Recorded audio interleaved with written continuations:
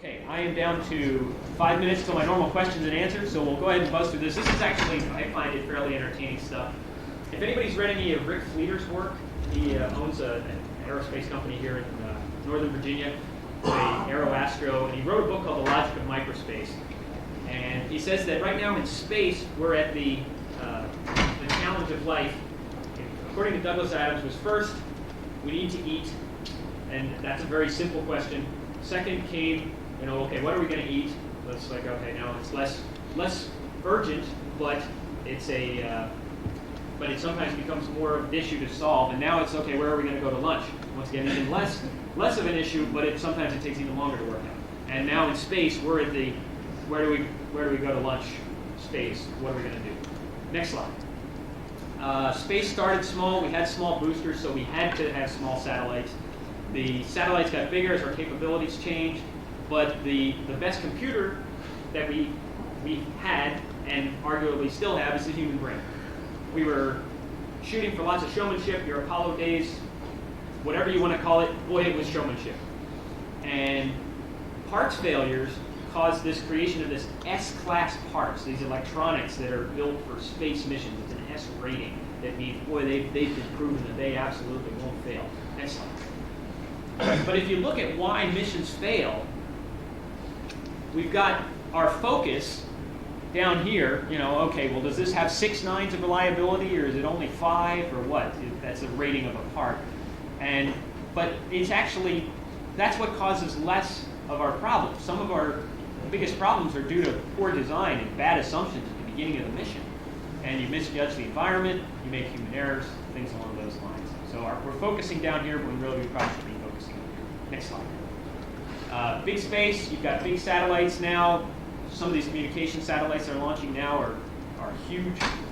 And if you have a single failure, you cause a big interruption of services, as we saw with the Galaxy 4 mission. You get an idea of when I first put this presentation together. The S-class parts, anybody who's producing S-class parts now is traditional monolithic aerospace industry types, because that's the only market there is for them anymore, because they're so expensive.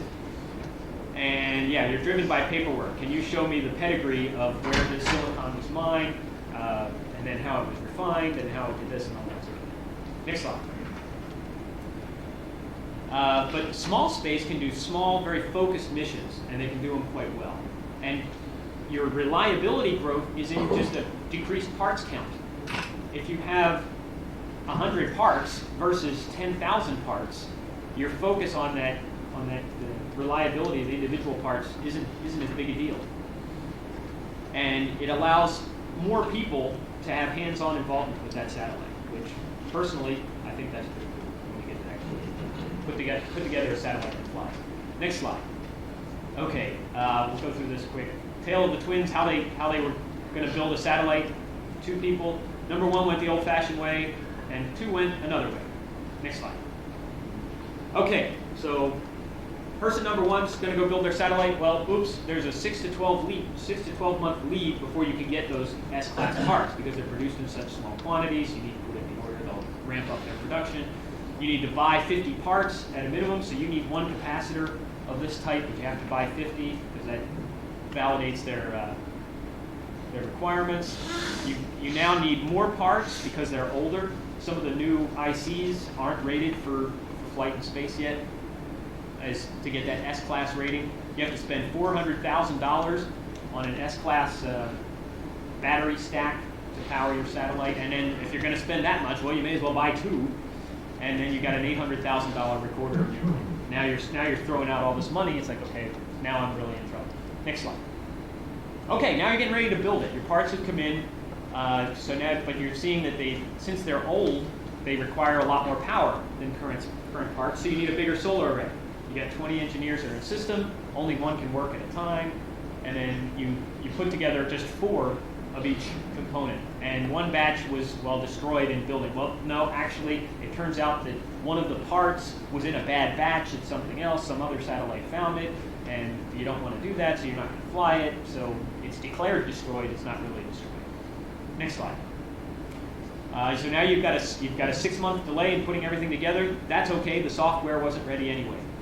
You're ready to launch, and oops, you were going in together for this mission, and the other half of the guys, they didn't get their funding, so now you're lost.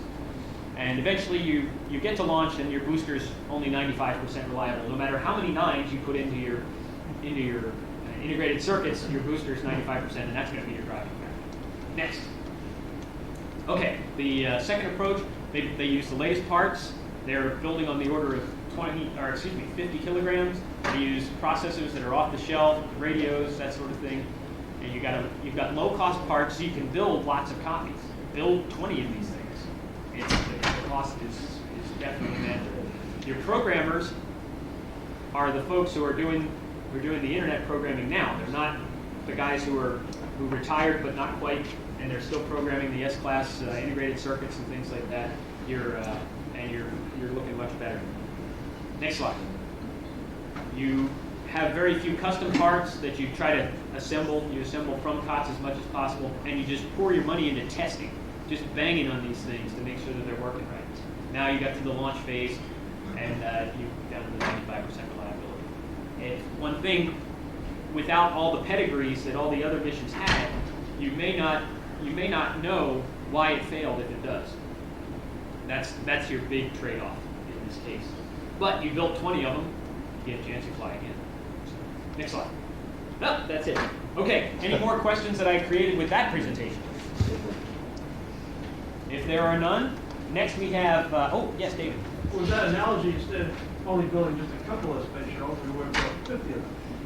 Yes, and then we would be flying them much more frequently, hopefully, and would have gotten the operations costs down quite a bit. That's my personal belief, that to do space well, we need to do space more, not just work on changing the space that we're doing. Just do it more, and most of those issues will work themselves out.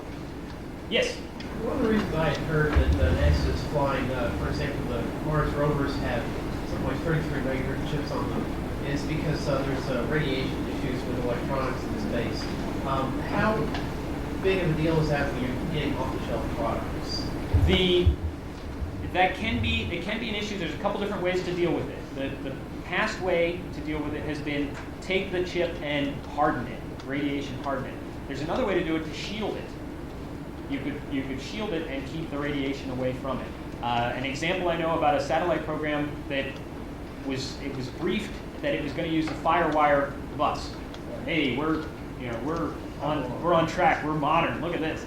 Well, the development time in developing a rad-hard chipset for the FireWire bus was one of the biggest stumbling blocks that they had.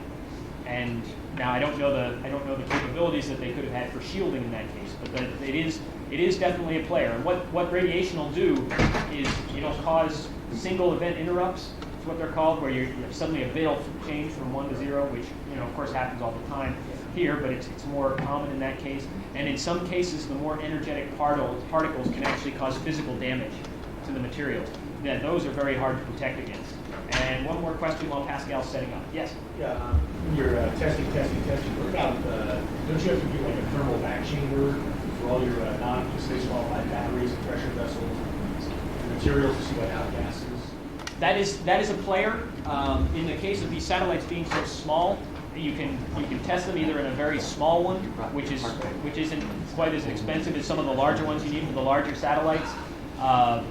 And another possibility is you can test a group of them at once. You can get a group of people together and go in on one. But it is something to keep in mind. Okay, thank you.